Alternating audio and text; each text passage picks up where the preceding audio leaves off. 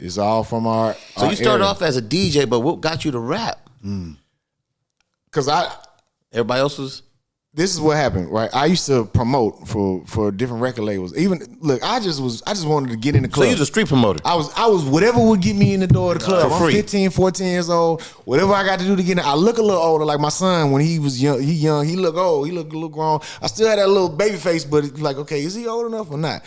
So look, whatever I got to do. So if I'm getting in by passing out flyers, shit, I'm passing the flyers out. So that I'm in this club. Yeah. So whatever I got to do. So it's the same. That's how passing out flyers led to me getting the vinyl to bring the DJs. Yeah. Because the promoters don't want to go to 20 clubs a night. Yeah. Man, let me do it. I do it for free. You just want to be in the mix. What? So I'm in there and bringing the vinyl to DJs. Now I have access to the vinyl. Where in those days, in 97, 96, 98. Pass out vinyl. Yeah, if you're a DJ, there was no CD players. Yeah. There was no CD turntables. It was hand in hand. You had to get it. If you playing a song, you have to have the actual vinyl. You need to give them doubles. And you can't buy it out of store. There's a Soundwaves, a record store, but yeah, you had to have the promo. So that's how I had access to that. That encouraged me, inspired me to want to be a DJ. Also, a lot of the DJs only play the hits, whatever's on the radio. And I hated that music. There's a lot of hip hop going on. I hate anything mainstream. I like the underground. That's my introduction to hip hop was the underground. Right. Was in '92, screw tapes. So that was my introduction to hip hop. That's my heart is still in the underground, not just screw, but any hip hop. It just hits you. It just like me and Q Deezy listen to Tribe Called Quest. Like it goes for us. Exactly. Yeah. Exactly. So that led me to being a DJ because I wanted to play the music I liked, not what is on the radio. But then being a DJ, my dream was to be a DJ on the radio. But something happened right before I turned 17. There was something happened with the radio station, and they no longer let people under 17 or under 18. Oh yeah. Some FCC thing probably. Yeah. So my dream was crushed. So from there, it was even at the time it was all promotions and DJ. We fresh out of high school. Chameleon a year older than me too. I ended up going to summer school, night school to skip a grade so that I would graduate with him. Because PKT was a year older than Chameleon there. So I was like... So you was going to be out the mix. PKT went to Morehouse in 97 when he graduated. So I'm in my mind, man, Chameleon going to graduate. They going to leave me. They going to be outcast, and I'm going to be the guy that went to school. So you graduated early so you could be with the homies? So yes, because I did not when he left. Where you graduated? In 98. I was supposed to graduate in 99. But in 98, so when I ended up... No, hold on. He did not get early education so he can... He just wanted to be with the homies. He was like, they not leaving me. I could have went to Harvard or something, man. Like, they not leaving me. I'm out. He skipped his own self because he wanted to hang out. That's hilarious. Man. I feel you. I didn't know they allowed you to do that. I didn't want to get left. Yeah, summer school used to be able to get more credit. Yeah. They don't do that no more. Summer school and night school, yep. I was like, shit. And I already was taking honors classes and stuff in junior high. Man, it was two girls... Both of them black, by the way. Two girls that I grew up my whole life. Clarice and Sharice and Annie Sue. They both were graduating a year early. And I was like, man, y'all some nerds. I used to tease them, man, y'all some nerds. They weren't nerds, by the way. But I would be like, man, y'all some nerds. Y'all graduating early. And they'd be like, fool, you in the same class as we in. You can too. And they hit me, what? I can graduate a year early? Get away from these people that's tying me to trees? You know what I'm saying? Shit, what? Shit, 1 year summer school, 1 year night school. Deuces. So then as a, then that's when I started DJing clubs and parties. And, I met my manager, Goo, who, we would throw parties together. And even T-Ferris, he was supposed to graduate I in 99. need to know who T-Ferris is. I've been wanting to know who. He's classic. I mean, so at this time, I met T-Ferris same time I'm 17, so it's 98. We both were fans of Swisher House. Okay? So the only way you could get to be a part of it was to do the scrub work, pass out flyers, other stuff, so we would do that. And I was fans of Michael Watts and Ron C anyway, because I grew up on the north side, they north side icons and legends. And I went to church with OG Ron C's mom, grandma. His mom was the leader of the choir.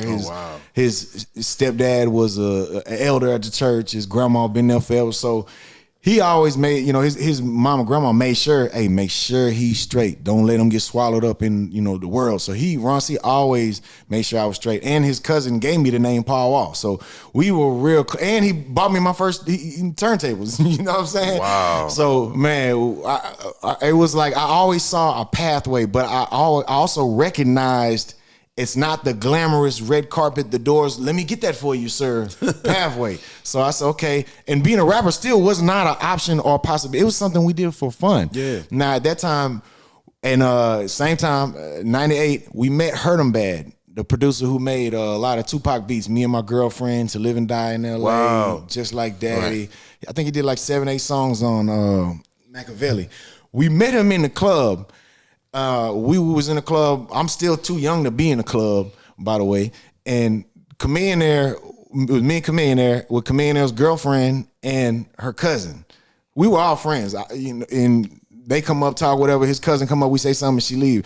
This guy come up to me and say, "Hey, that's your girl?" And I'm like, "No, that's our friend. That's my homeboy, girl, cousin, whatever." And he's like, "Man, put me down with her." I don't know who this guy is. I'm like, "Shit, why? I ain't no hater. Hey, come here, man. My boy, what up? My boy." And then he whatever. I don't even think she hollered at him. She didn't give him no play. But he just was like, "Man, that was real, man. Look, I'm hurting bad. I made all these beats for Tupac." And we like, "Yeah, right. Yeah, fucking right. Yeah, what are you doing in Houston?" Like, yeah, right. Fucking right. We didn't believe it, but it was like, okay, he said he made beats for two. But he, of course, and even then, he wasn't saying it like, yeah, I made beats for two. He kind of slid it in there, like snuck it on the low. So we didn't know, like, is he for real or what? And then next thing you know, we see him later on, and with the same guy who brought the removable style gold teeth to Houston, Crime. He popped up doing removable style gold teeth, doing basically like pop-ups at different like stores in different hoods. Yeah. So Crime also rapped, and at that time I also was doing promotions for Crime. Me and Chameleon both. I was selling grills out of a store in Trinity Garden, and Chameleon was doing a little bit more of the leg work, like taking Crime here and there. Was Chameleon rapping at this time? Yeah, we both were rapping. Okay. For fun though. It was Got like it. we hadn't been on the Swisher House tape yet. Or none of that. We just did it for fun. And I remember, we'd get money together to go to the studio. We don't know what the fuck we doing in the studio. You know what I'm saying? Yeah. We go there in the studio and the guy's like, all right, where the beats? And we like, shit, I thought you had the beats. We got to bring the beats too? Right. Shit. We didn't know what we was doing. So, we did have like 1 or 2 songs like that we recorded here and there. And anyway, Chameleon there taking Crime to the studio, to the Rap-A-Lot studios, by the way. Rap-A-Lot... Man, Rap-A-Lot don't ever get as much credit as they deserve for how much they put on for the city, without getting the credit. Man, they at that time they had, which they still do, they had a big compound, which was studios, and people would be in and out recording all day long. Big name people, no name people, up and coming people, whatever. But all day long, it's like top of the line, professional, popping studio. So anyway, Crime over there to do some recording, and Chameleon there basically just bring Crime to the studio. He see Hurt 'Em Bad and Uncle Ro. They from Chicago. Hurt 'Em Bad's from Chicago. And he like, wait a minute, that's the same people we just saw in the club who say make beats with Tupac. Maybe he for real. Yeah. And he say, Uncle Ro say, hey man, can you take me to the store right quick? Bet. He go to the store, come back. Just playing our demo tape in the car, just playing it. He say, you rap too? Yep. He go back in there, hey, Hurt 'Em Bad, he rap too. For real, you rap too? Whatever. Anyway, he basically on spot. Him and Hurt 'Em Bad get real close. They end up going to Chicago, and he signed with Frank Thomas record label, the baseball from the White Sox, the legend, the icon. He signed. He had a record label going at the time, and Hurt 'Em Bad was from Chicago. He was like the in-house producer, and Uncle Ro was doing something with it. Uncle Ro, by the way, was the one who brought Chief Keef to us when he was 15, 14 in the mall. He was like managing Chief Keef. I don't know what he did. I don't know if he was a manager or just a homeboy or what, but these are people that are like deeply rooted, you know what I'm saying, that we met early on. That is a prime example of you meet people, you never know. You never know. 20 years later, and if you do right by them, 20 years later, they're going to do right by you. If you fuck them over, 20 years later, they're going to remember. I don't remember exactly what you did, but I just remember you did something that it was some whole shit, So, it was one of them things, man. So, shit, next thing you know, Chameleon signed with Hurt 'Em Bad with, Frank Thomas to his record label. And at that time, I'm doing whatever I could do to ascend in the Swisher House as more executive or doing promotion work. So I'm thinking, okay, my career path, okay, I'm going to be a DJ and I'm going to handle promotions for the Swisher House. Like that was a real life actual thing that I could see at that moment it's right. Yeah. And then just little by little, Ron C would take me under his wing and Michael Watts too, because they just them type of people where they going to do for you because they trying to help and shit. They gave me a shot at rapping one time. I remember. Okay, this is even before I was. Matter of fact, let me back up because we're gonna get to the T-Ferris. At this time, I'm passing out flyers for Def Jam. Shout out to my boy Ace and my boy 5-4. They work for Def Jam. 5-4 also worked with Mean Green for No Limit Records. So I would do a lot of promotion for No Limit. And then I was a huge Cash Money Hot Boys fan. So my boy Lump, he did all the Cash Money production. So I would do stuff for him as well. But this is what I would do. And I would do the legwork, scrub work. I'm putting the flyers on the cars. Yeah. I'm stapling posters on the light poles. You're right, doing all that. You heard me talk about Mean Green the other day when I mentioned him. He did radio. Yeah, he's right. Still out here. Really? Yeah. Okay. Right. Yeah. Shout out to Mean Green. Shout out to Mean Green, Mr. Greenster. Yeah. Solid, brother. So since I did that was something that the Swisher House needed. They needed somebody to do promotions. And it was like, oh, you down to do that? And I'm like, what? Can I do that, please? How much I got to pay you to do that? I pay you to let me do that. Whereas everyone else was trying to rap with the Swisher House. And even then, rapping with the Swisher House wasn't a consideration or option to me. But I meet, I'm doing that. Next thing you know, I'm putting up posters and passing out flyers for the Swisher House. And then next thing you know, I'm actually pressing up the CDs with the CD, duplicators and we putting stickers on them, packaging them up. Then, that's how I met, me and T-Ferris. We're the same age. So at 17, this is what we were doing.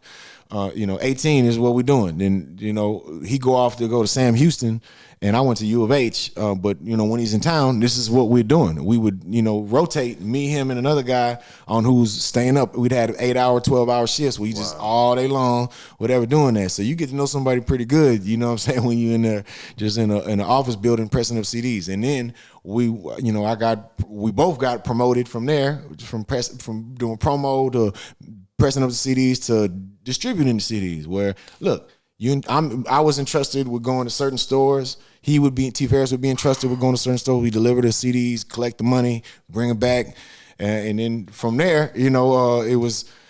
So you understood the process of right when by the time you became a rapper, you like, oh, I know how to. There's so much more to it than how hard your vocals are, or what you wrote, or the business side how many people you shot, or how many chains you bought. That's why you knew really early on the importance of the relationships, even just with radio. So you knew, all right, but T-Ferris and Michael Watts, that's radio. Yeah. Now T-Ferris, even at that time, right, we were just friends. So we end up, me and Kamina, we really, at some point, I'm doing promotion also where I'm putting up posters at a record store. Michael Watts we bump into each other. I hate that part store. of promotion. Oh yeah, I hate doing retail. It was hell. But I bump into Michael Watts and I said, "Hey Watts, let me ask you something." And I was doing promotion for the Swisher House at the time already. But I said, Watts, let me ask you something. How come don't nobody ever rap on any Manny Fresh, Cash Money beats? Those are my favorite beats. And this is before Juvenile 400 Degrees. This is like, Bling Bling, that era, all of that. So I'm like, man, how come, and even before all of that, Cash, and I said, man, how come y'all? He said, well, the rappers come, they really choose what they want to rap on. I said, man, you throw on one of them Manny Fresh beats one time, man. Slim Thug will kill him, man. J-Dog will kill that shit. And he said, well, what's your favorite Cash Money beat? I said, man, Cash Money is the Army. That BG, bum, bum, bum, bum. And he said, oh, yeah. He started beatboxing, dum, dum, dum, dum, bum, bum, bum, bum. And he said, well, what would you say on there? And I was like, shit. And it was some real hip hop shit. He beatboxing and I'm freestyling right there. And he said, what you about to do? Come on, let's go lay it down in the studio. What? Go to the studio, lay it. I ended up laying another one. Then also when I was doing the promotions and Michael Watts, I'm promotion for Swisher House, Michael Watts' friend also, I would see his interactions with people, what they would do. So all the time, people would love the Swisher House and, hey, let me rap with y'all. They'd come do a freestyle, and before it comes out, or even after it comes out, they go tell everybody in the hood, yeah, I killed him. I killed him. They can't hang with me. I killed him. I killed him on the rap. Right. Man, I wrecked him on the rap. And Watts would be like, well, shit, I ain't putting you on no more tapes because first of all, you ain't wreck us. But if that's your type of stance of how you gonna, it's an honor for you to be on my mixtape. Yeah, we good. Yeah. So, and I would see people they come on a mixtape and they tell everybody that they was on there. Well, Watts wanted to be a surprise, you know what I'm saying? And he would take people off, delete their verses. So I always know. And I would see people beg him to get on a verse. And it'd be people that I see he cool with. Then they beg him to get on a verse, and he delete their number, do not answer, and it like in their relationship. Because at that time, he was the hottest DJ on the North Side, so he got every rapper on the North Side wanting to be down. So at some point, you just like, man, shit, it ain't enough open verses. you gotta close the door sometimes. So I always recognized that my door to the Swisher House, the analogy is so perfect too, because the Swisher House being a record label, I always knew it was gonna be a side door, the garage door, the back door, something like that. Even at the time, me and Camille are rapping, but at no point are we like, hey, watch, we trying to get down with you. We're trying to get down with you. It's more like, hey, this is our new song we just made in the studio. It's a little demo we made. You know, what you think? And the next thing you know, he playing it at one of the high school parties. And he like, yeah, I'm gonna show you love and play it at the party. And, you know, Ron C he asked his cousin who gave him my name. He asked his cousin, hey, what's your boy name? They want to go to church with my mama? Pow Wow, that's Pow Wow. Hey, Pow Wow in the house. And I'm like, hey, quit telling people that's my name. That ain't my name. My name at the time was the Cape Crusader. Oh my God. Overflow. So Overflow, the Cape Crusader. So yeah, I'm glad. Thank you, B. Sykes, for changing my name. It's way more player, but but so Watts and Ron C knew us as rapping, but it wasn't like we was begging him to get put on. It was, of course, we admired him and would love to get put on, but I understood that if I even ask, then that's it. That's it. So I never asked. So when he asked me, what would you say on it? I was freestyling. He bring me to the house to rap. I'm like, oh man, I do not. And then the next thing he knows, he says, man, I end up losing the freestyles. I deleted them, or the hard drive crashed. And I'm like, shit, did he really delete them? Or did I do something to fuck? Because you knew about the delete history. Yeah. I know the delete game. Yeah. So I'm like, shit. I'm like, hey, it's all good, Watts. Thank you for the opportunity, whatever. And then, you know, he was like, no, it's all good, man. I want you to come back and bring him in. Because even at the time, you know, I was cool, but I think he preferred Kameen. Like, that was his guy. You know, like in terms of rapping, where he liked me, but he loved Kameen. Right. So it was like, yeah, man, bring Kameen. I'm like, bet, come in, what's up? Shit, when you coming back from Chicago, we gotta get on the Swisher House tape. What's up? He come to town, you know, come back to town, we go over there and we actually ended up, when we like, okay, also he had his radio, Michael West had a radio show on 97.9 The Box here at KBXX, right? And well, actually at that time, before that, he had one that was a nightly show, like the 10 o'clock show or whatever. So he would do the mix. So we would hear every now and then people would do like little intros for the jingles. DJs. Right, jingles. So we was like, if we do a jingle, we guarantee we're gonna be on the radio 5 days a week.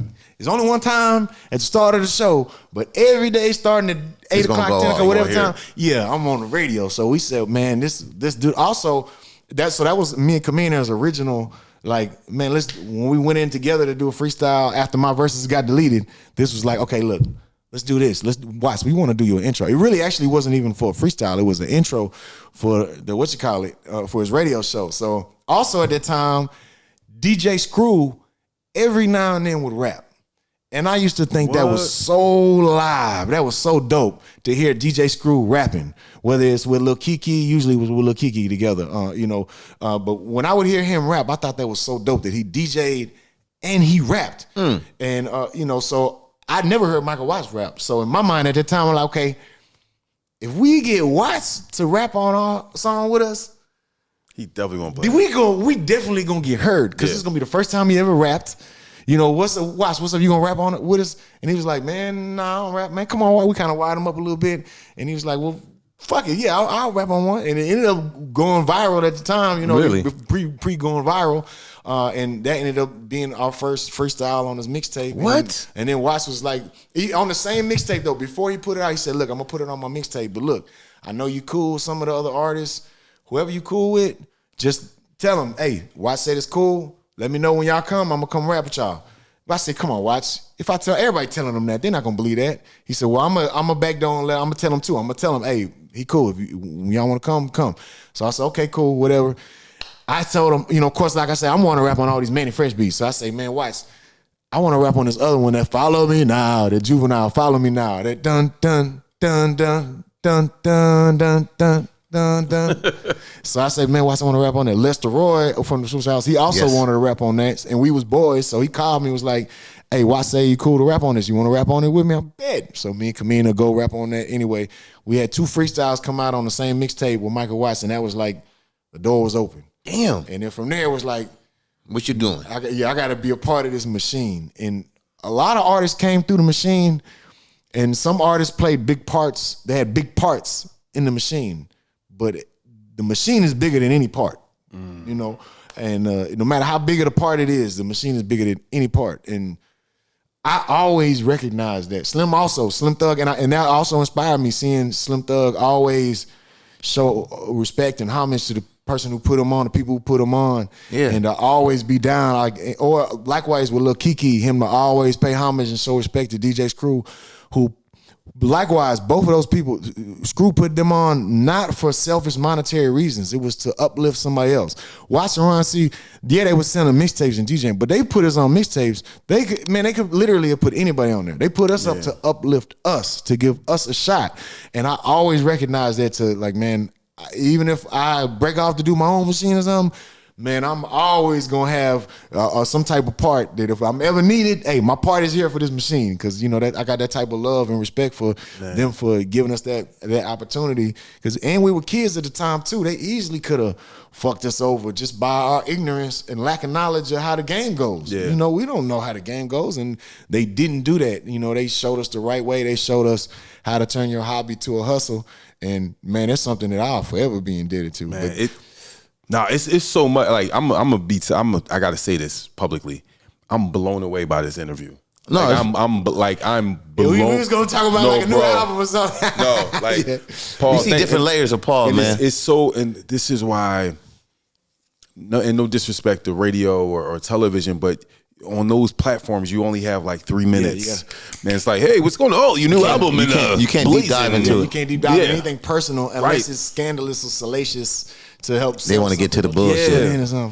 So just this conversation is like, you're helping me, and I know us. Just like, this is why we do this. This is why we do this platform, and I'm so. But this is why we in Houston, because I'm like, I couldn't leave Houston without talking to Paul Wall, man. I gotta finish my T-Ferris story, because I really ain't even on the first labor of T-Ferris. So that's how I met T-Ferris. You know, and that's how we got to be friends. So we were just friends. So even then, when I knew him before I rapped with the Swisher House. Then when I'm rapping with the Swisher House, he off at college at Sam Houston. I'm here at college at U of H, but I'm rapping with the Swisher House. Okay, then me and Kanye and there, we going to have tremendous independent success. We put out an independent album that sold like 100-some thousand. When we put it out the first year, we grinded that album for a couple years. It ended up sounding like, I don't know, like 250, something like that. Now. That's a lot though. Even back then, we were nominated for a Source Award, so we had a huge breakthrough independent wise, that's a big deal. Then we went our separate ways. When we went our separate ways, it was, I'm at the top of the mountain, so I'm at the very bottom of the pit where nobody would fuck with me. No record label, no rapper. They might personally be friends with me, but in terms of signing me, putting me out, no sir. Cold as ice. And even then at that time, me and Camino, we had our independent success. Swisher House wasn't a record label. It was a DJ and a mixtape crew. Yes, you know what I'm saying? Yes. So we got signed by my boy Mad Hatter and Cat. Love Mad Hatter. He was on the radio, right? Yep. Hey, I was one of the first dudes to play a Mad Hatter record in LA. Really? Yeah, I remember that. Yeah, I know that name. He got a classic record down south. Yeah. But anyway, Mad Hatter ended up signing us. He signed us, put us out, but we went our separate ways. I was lost. He was, Matt Hatter, I still kind of had that avenue if I wanted to continue to do stuff with him, but it was tainted with all of our Chameleonaire beef, where me and Matt Hatter was always great. But was Matt Hatter already on the radio? Yeah, the whole time, start to finish, he was on the radio, hosting the morning show, afternoon show, whatever. That's a big deal. The man in Houston. But I went to him, I said, look, Hatter, it's just emotionally, I can't create, because every time I come to the studio, all I can think about is my anger that I have for whatever beef I got with Chameleonaire. I can't do this, man. And we signed a 5-album deal with him. We only put out 1. So due to time being up, our contract was over. So I said, look, I know our contract is up because the time went by, but look, I got a half an album done. I still want to put this out with you just because I want to do right by you, because he gave us the game too, like this. Yeah. He gave us the sure. He gave it the lane. Yeah, the independent game in terms of like how to organize your shit, the structure of a record label, how to make money really off of it and be official with it. So I felt indebted to him too. Like, I know our contract's up, but let me do it. So I put out a solo album with him, and right at that time, actually right before I do that, my boy T-Ferris come to me. He say, man, look, I'm like the president over here, the A&R or whatever, you know, he already had signed Mike Jones, who he had met in a strip club one day. Mike Jones was doing jingles basically for strippers, same thing. And T-Ferris liked his hustle. Shout out to Mike Jones. He started managing T-Ferris wasn't a manager. He just was somebody who wanted to help. So he's like, you know, let me help you. And T-Ferris role models were, you know, Red Boy, you know, from Rap A Lot, you know, Big Chief, people like that who managed artists as well. So he, you know, Jay Prince also, so he got to see, you know, how do you have long-term relationships with artists? What do you do? How do you, you know, you look out for them? How, you know, how can I look out for them even though I don't know the game? You know, and T-Ferris he took that on as a burden because he didn't want to fuck up. Like, man, I don't want to be the one to cause you to lose something or do something. So he was very conscious. But I remember he came to me and was like, hey, look, man, because we were boys. We were still friends. He's like, look, the door, I talked to Watts, talked to G-Dash. Man, look, the Swisher House door is always open for you if you want to sign with us. We got a good thing going. Mike Jones, magnificent over here. We got a good thing going. There's room for you. And the door is always, no pressure. You know, if you don't, we still friends. But they just wanted me to, I want to relay, the door is always open. And he didn't know. That was my only door open. Shit. So I was like, shit, where do I sign? He gave me the contract. I don't even need to let my lawyer sign it. Nope, I don't even need to let nobody see it. Let me sign it. Shit, dog. So that's how you got over there? Yeah, and that's how T-Ferris, and I felt like T-Ferris was my homeboy, but I trusted him. And we grew in this together, and I knew we had a lot of growing to do. Y'all burning CDs together. Right. And I trusted him. I saw how he acted or how he held it down for me or whatever, just whatever. So I came to him and said, look, man, would you manage me? You already managed Mike Jones. And he was like, nah, man, I'll fuck your career. I don't know what I'm doing. And I'm like, I don't have a man. I never had a manager before. So I was like, well, you know, I need a manager. I need somebody to manage what I got going on, to look out for me on the business side, to guide me, to care. Man, you care about me. If you mess up, that's cool. We mess up together. Yeah, I know you. There ain't there's not a college for this. There is, but it don't teach you the game. Mm-mm. You know, like, man, and above everything, I trusted him. You know, and I felt like he always had my best interest at his heart. He might unknowingly do something that might be, you know, this might have been better for me than that, but he's always gonna do what he feel like is best for me. So that's how that relationship started. That's how it started. So what was the first breakout record for you, Paul Wall, on like national? For sure, still tipping. Still tipping. Because that was after me and Camille broke up. I fell off. I wasn't shit. I was just a DJ. I went back to DJing, and I would DJ here in Houston at a club called T-Town with my boy Mr. Rogers and my boy DJ High C. Yeah, for sure. The two biggest DJs in Houston right now. Legends. And we all three of us would DJ together. One of us would open, one of us would do the middle, one of us would close. And we kind of rotate, or usually High C close, and usually I would kind of do the middle, but sometimes I would open. But we do 2 hour shifts DJing, and it was a big popping club. We had 2,000 to 2,500 people every Friday. It was a huge club. Yeah. So it was it allowed me to play the kind of music I wanted to play, allowed me to play the Houston music that I really felt a sense of pride and attachment to, you know, and then allowed me to play my music. But I never played too much of my music because I always respected that. Man, they're not gonna like me if all I'm doing is playing all my music. So I gotta like sprinkle it in, season it here and there. But when Still Tippin' took off, I was DJing there, and that's when I stopped DJing. I was like, all right, I gotta stop DJing, and it was only because we was charging, the arm and a leg for a show, but maybe a couple fingers to DJ. So if somebody want to, they want me to DJ, hey, they going to whatever they can give me for the cheapest. Hey, we'll just get them DJ. So I was like, man, nah, I need that arm and a leg, man. I ain't DJing no more.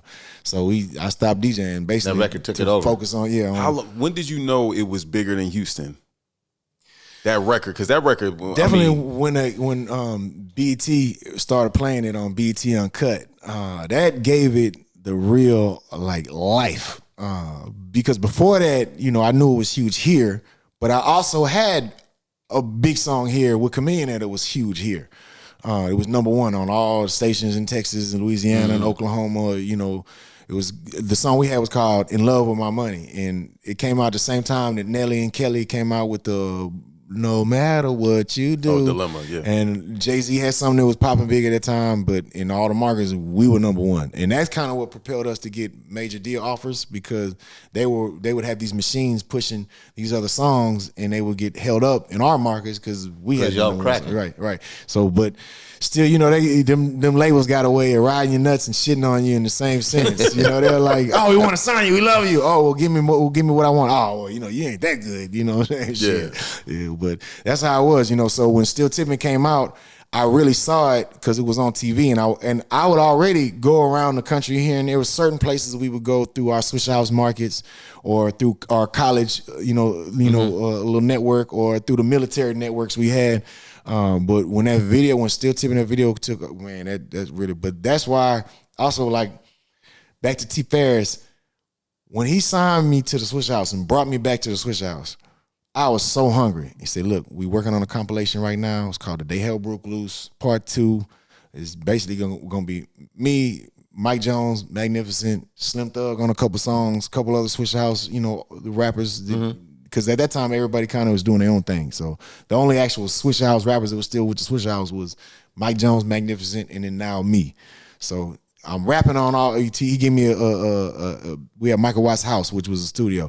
He gave me a beat with eight songs on it. I rapped to every one. The last one is this do do do do do do do do do do do, and I'm like, what the fuck is this? It was violins, man. What the fuck I'm supposed to rap about on here? I'm supposed to talk about Mozart or something. And it's on a little boombox where if there's any bass, it's gonna make it skip, so you can't hear no bass. So all you hear is a do do do do do do do. I'm like, what the?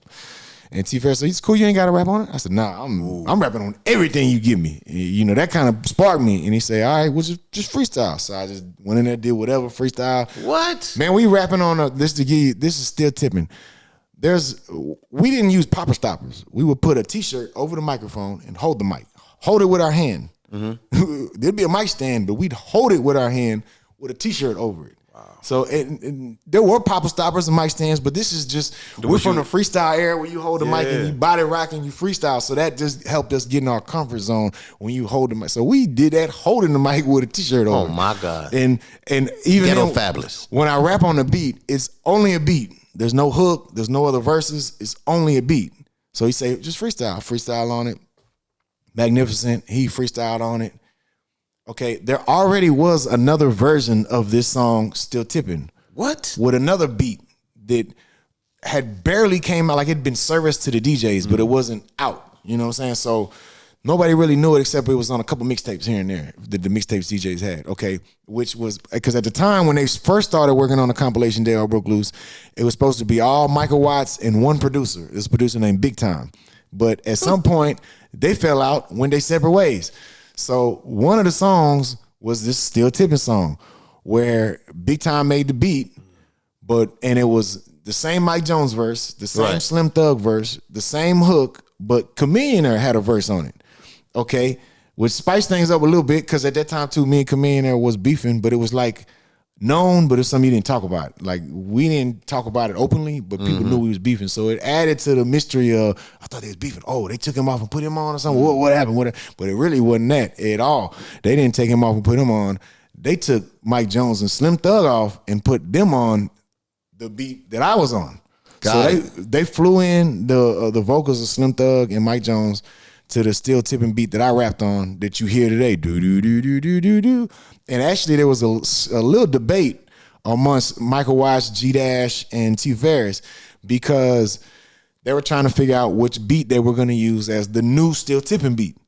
And there was another song on that compilation that was a Nutcracker sample from Home Alone. Dum dum dum dum dum dum dum dum dum dum. Yeah, super expensive. Right. So, and it was right about to be Christmas time. So Michael Watts and G-Dash was thinking, okay, it's about to be Christmas time. We can use that to propel and promote Still Tippin' as a Christmas time jingle. So imagine Still Tippin' with a deal with that Home Alone beat Nutcracker. Oh my goodness. But T-Ferris say, man, nah, it's something about this beat right here. This with the violins, I think it need to be this one. And the vocals were a lot faster. So Watts was like, man, it ain't gonna work. I'm gonna have to slow them down. T-Ferris like, well, shit, we just switch house. Yeah, slow it down then. We gonna do that anyway. So when you slow it down, if it perfect, then it was a matter of. Wow, that's why it sounded like that. Right, that's why the vocals sound a little slowed down. Bro, never knew this. Right, exactly. And then the only last thing was, it was Slim Thug, then Mike Jones, but on the actual violin beat, me and another rapper, Magnificent, rapped on it. So it was like, which one we gonna use? Magnificent and Paul Wall, they voted. I got the vote, so I'm on there. And I still remember T-Ferris pulled up to me. And this still was at a time where I was motivated and hungry, but I also was like discouraged a little bit because everybody shitting on me. You ain't shit without Chameleon. You ain't shit without Chameleon. So I'm like, fuck, I ain't shit with him. Am I shit without Chameleon? Shit. Like, let me down myself. So I remember he pulled up to me. He was in the Jag, and he pulled up to me. See, big ass Kool-Aid smile, and he say, "Boy, I got a surprise for you." And this before I didn't know about the debate over what's the new Still Tippin' beat. Sure. He just pulled up on me with, boom, listen to this, and I hear the Slim Thug, and I'm like, okay. Yeah, I remember that song Chameleon. So now I'm thinking, oh, it's gonna be all of them with Chameleon there on it, And he's just smiling, waiting till my verse come in. And when my verse came in, he just started showing his teeth. And I'm like, wait a minute, I'm on there. I made the cut. I'm on that song. You had the last verse, right? Yeah, the last verse. So I was like, I knew it was gonna be big. You knew you'd be. I never knew how big it was gonna be. I knew it was gonna be big. And I think even you being this white rapper. Like you come in that it was so perfect. You come in third verse, coming last. And it was like, hold up. Even when we performed at shows, that's how it be. Slim Thug would come out first, crowd go crazy. Mike Jones come out first, second. It's a little more fanfare. And then I come out, it's crazy. But in the order of the song, I think it would be like that no matter who goes first, second, or third. Just the way the energy is. The way the energy is, it always builds. And even on that record. I thought it was so genius. Mike Jones set up his next single. He said back then they didn't know me. Now I'm out. They all on me. Let me talk about that. Ooh, okay, now keep in mind, T-Ferris at that time, right? We're the same age, and Mike Jones, we're the same age. It might be like a 1 year difference, I think, but we're just same age. So T-Ferris also, he had ideas, but he never wanted to overstep his boundaries. You know what I'm saying? And he don't want to tell us what to do. At the end of the day, it's up to us. It's our decision. But he had ideas. And I learned early on with him telling me rap on Still Tippin', just rap with his freestyle. All right, bet. Okay, bet. I'm glad I listened. Because when he pull up in the Jag and he thumping, I hear it don't sound the same, but that's the same beat that was on a little boombox. Well, damn, this sounds a little different right now. Boy, that thing hard. So from there, I recognize, and I always knew how I had affection for the underground. I love the underground. Mm-hmm. I don't like the mainstream. So I struggle in making that type of music. So I'm always lean on making underground music. That's what I want to push. That's what I want to make. That's what I want to listen to. Well, I need somebody to counterbalance me. But to achieve a certain levels of success, you got to do certain other things. Without selling out. And he was always there with, boom, here go. Hey, I got this idea. I know you and your girl going through it. I know y'all going through it. She think you cheating on you. She think you cheating on her because you always working, doing this and that. Man, you know how many people going through that right now? My homeboy was just telling me something, the exact same story you telling me with your girl. Man, you need to make a song about it. And I'm like, no, I hate girl songs. No, it's corny. I ain't making no female songs, no love song. Hell no. I ain't doing it. It's like against my religion to do that. And he's like, man, I don't know. I just got this beat with this old girl sample on it from Shy Lights. Man, just try it. Just try it. And if it don't work, we won't use it.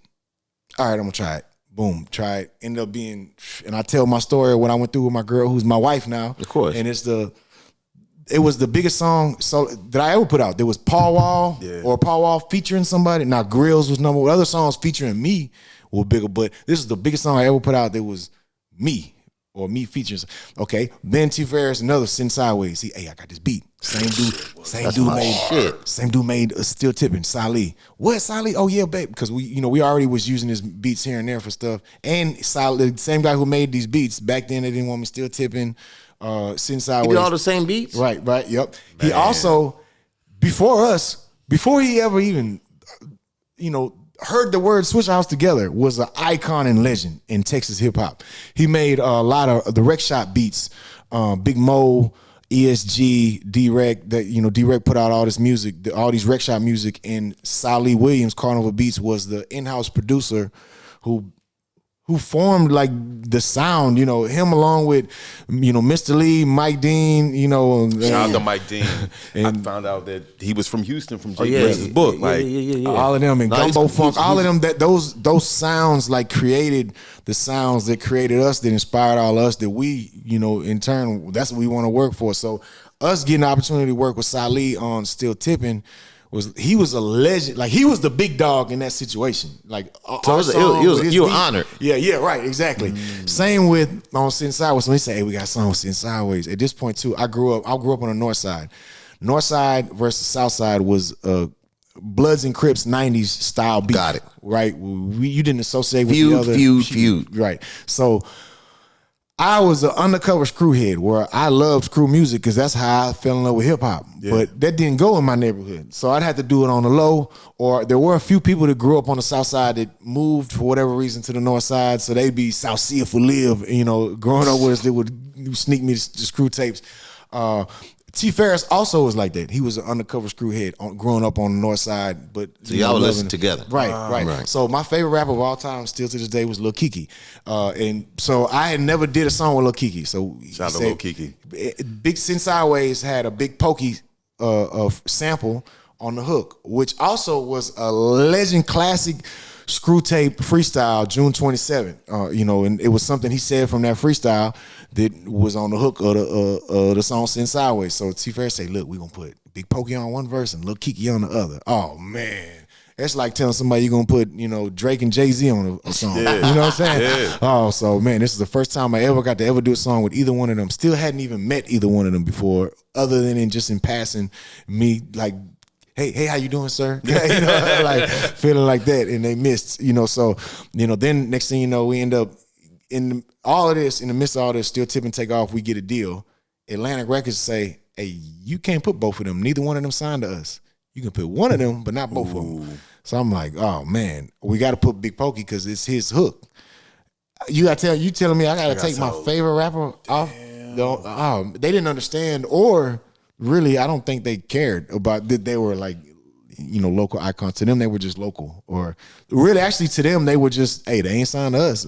This is what they say. For that. We ain't doing some other label's job. That's their job to pump their artists up. We gonna pump you up. So it's like, oh man. And I went in there on Sittin Sidewayz. I had one verse originally because it was Pokey, Keke, and me.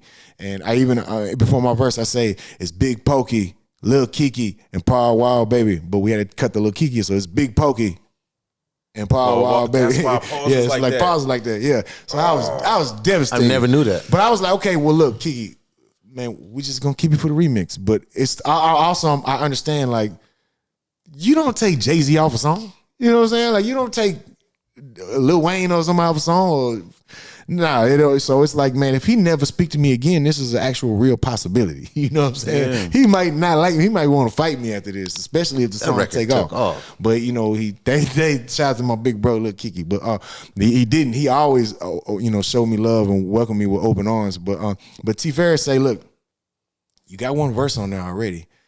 Something about that verse that don't go with this song, though. You got bars, but the timing is a little off. And this is how I used to write. I used to overthink shit all the time. This is before I really used to smoke. Smoking kind of calmed me down a little bit, and it actually helped me focus a little bit. Back in those days, if I'm writing and the beat going, the beat would distract me. I can't write because the beat distracted me. Somebody talking, we right there having a conversation about the Astros or something, or whatever, anything. I got, the only way I would focus is go to the bathroom where it's quiet, go to my car where it's quiet, no beat, nothing. I would just write one bar, and then go to the car and write the rest. Okay, so that's how I did Sittin Sidewayz. I laid it, but like, when you play the telephone game, I tell you, you tell him, you tell him, you tell. By the time we get around, the message changed a little bit. Yeah. That's how it was with the tempo. The tempo was like, that's also why in a lot of my early songs, I kind of got that kind of jumbled kind of flow because I was fast. Messing up. Yeah, I was like, my mind, the beat's supposed to be a little slower, like shit.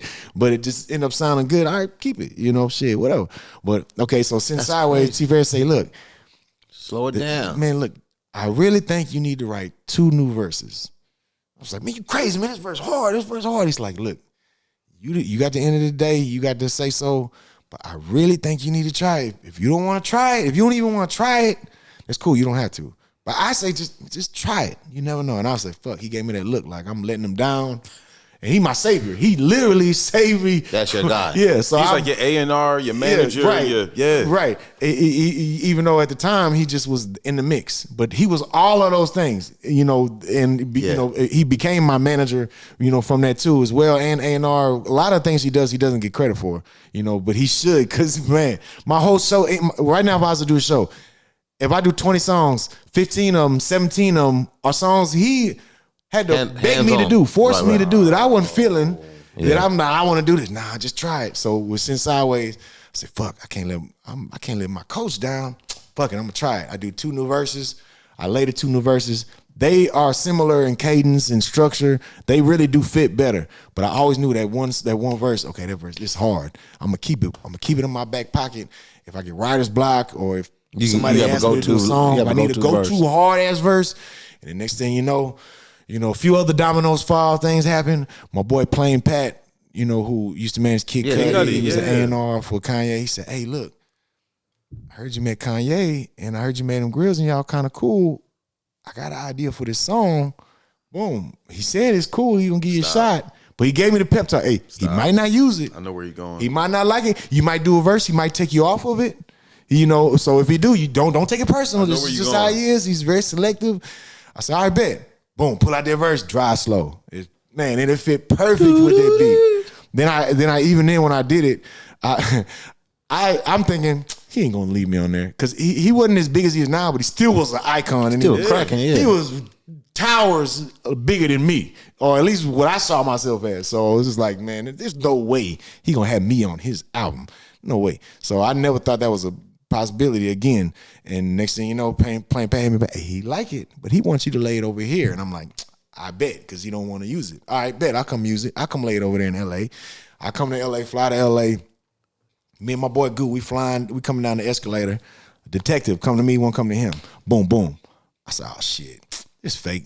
I said, Goo, they trying to punk us. Like MTV punked. Yeah. Mike Jones had just got punked. You stop playing, so bro. I thought we was next in line to get punked. In LAX. I start going hard on the sheriff detective, man, talking crazy to him because I'm thinking he an actor. Yeah. Man, I would never in my life talk to police because I know what they capable. I've been beat by the police before, so I know. You going big. Yeah, so I'm going hard on him, and then I'm talking so crazy on him, he kind of getting riled up, and his partner say, hey, what's going on? I know we ain't got nothing on us anyway, too, so I'm like, the fuck you talking to me for? Yeah. I ain't got shit on me. You wasting your time. And this is an insult to the taxpayers of LA County. You thinking like, if I am going to be on camera, I'm going out like they not going to have me looking weak at all. I might be fighting a cop right now because I'm thinking as an actor. And I'm thinking, dude's not going to have me embarrassing my hood on TV. Right. Yeah. So I thought it was, and then Goo looking at me like, man, what you doing, man? I'm like, no, I'm good. It's cool. Hey, I got it. Hey, where Ashton Kutcher at? And they finally leave. And I'm like, where Ashton Kutcher?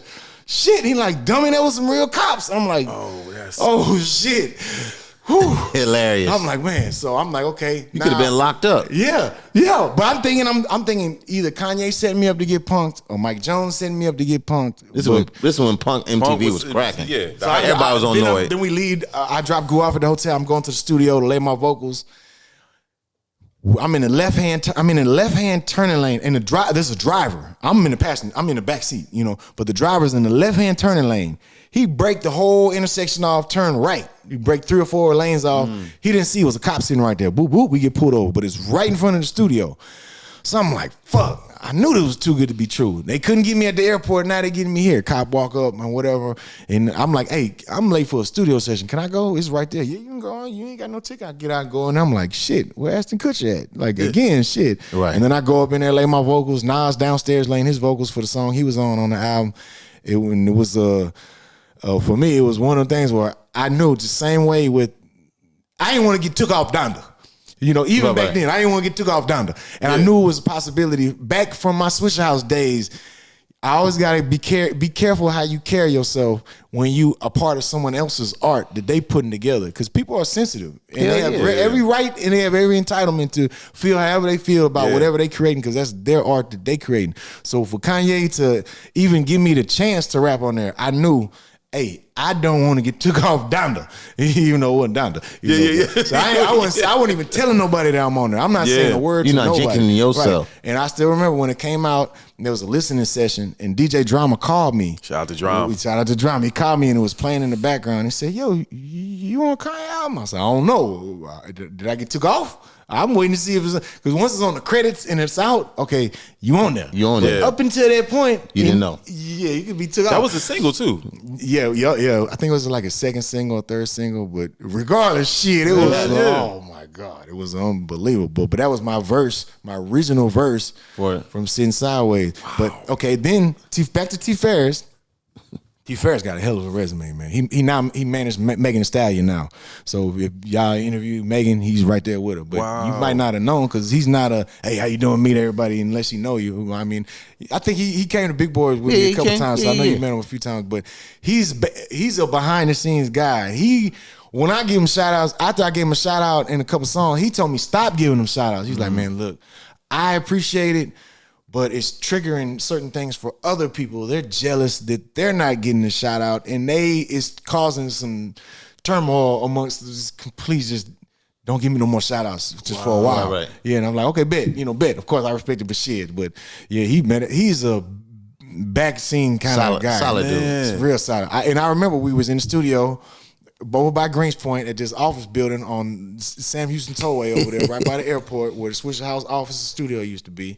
That's why same place where I recorded Old Girl and Chung Up the Deuce, Sittin Sidewayz. Actually, Sittin Sidewayz was at Michael Watt's house, so that was different. But where I did all these other ones was at the Swisher House studio. So we in there, me, Mike Jones, and T-Ferris. T-Ferris going through beats. T-Ferris loved back then they didn't want me. Now I'm out there all on me beat. And it was Salih. He was like, yeah, I got a new batch of beats. Salih made it.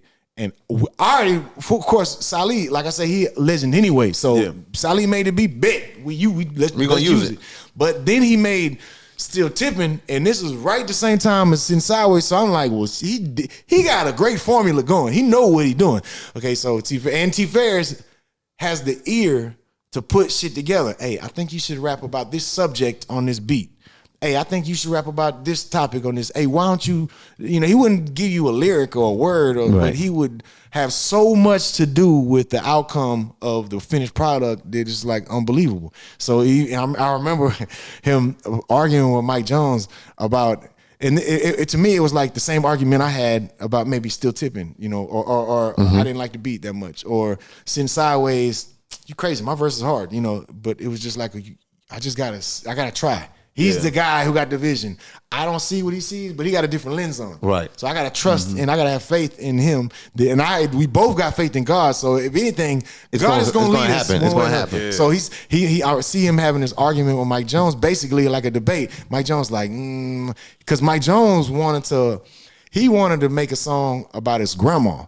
My grandma, and he actually did, and he put it on his album, but that's what he really wanted to push. He thought that was going to be his next single that people was going to feel because people love their grandmas, which they do. Of course. But it was just something about that back then song. And T-Ferris was like, man, I think this the one. I really think this the one. You need to do some verses to it. And Mike Jones was like, he started off, nah, I ain't doing it.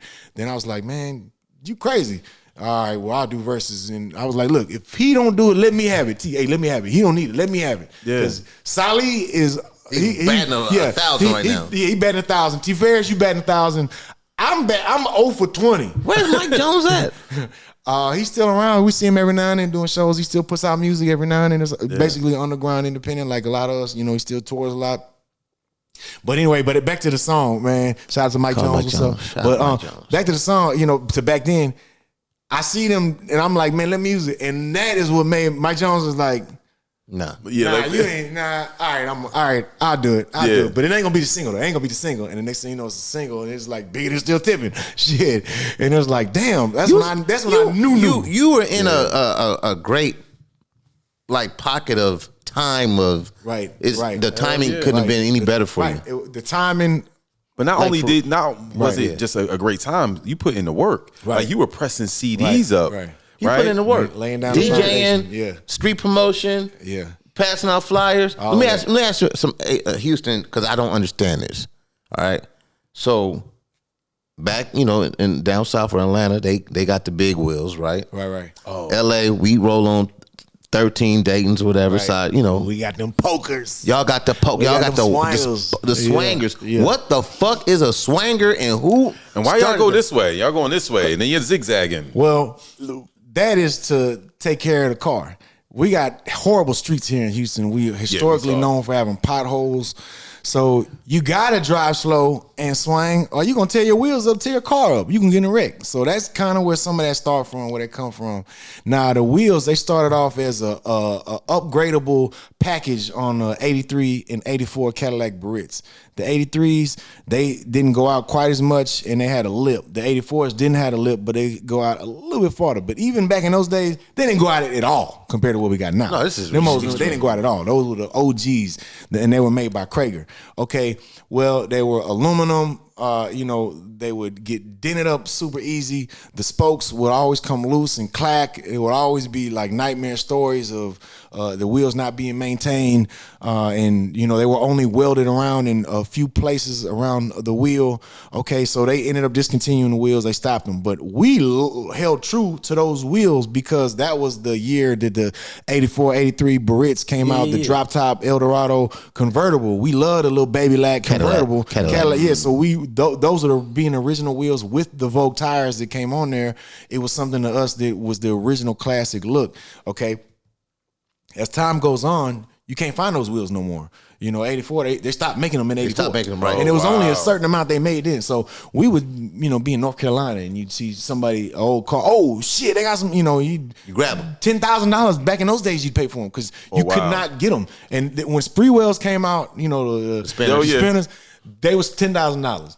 And they were the same price as swingers at the time. And I'll never forget that. Those were the same price. You could, first of all, it was a journey, an adventure just to find some swingers to buy, even in the streets. Because any set for sale done been robbed or jacked from somebody.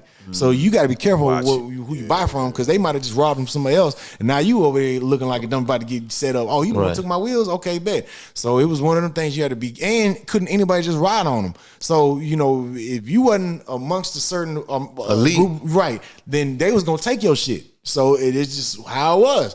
So a company came out, Texan Wire Wheel, shout out to my boy Vaughn, and I tell him this all the time, he saved lives, because when he came out with the reproduction of these wheels, he made them steel. They weren't getting dented up. He welded them all the way around. There was a maintenance kits or maintenance that you can do to it to take care of them.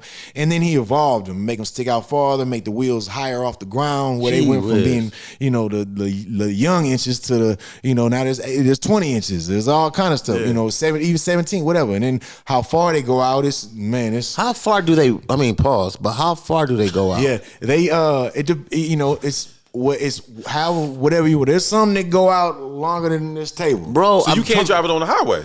They still do. What? I'm not gonna do that, because I don't. After they try to give me life, I ain't bucking no system. I'm gonna stick out maybe about this far. All right, I'm outlawing, but I ain't gonna. But that's still 2 feet. Yeah. You when Baby Bash almost got locked up for life. For weed. Yeah. What was that? He said for a blunt. A backwood. Man, we do, man. Where y'all in fucking Dubai? We were we're here in Houston. Oh shit! So we were doing a toy drive.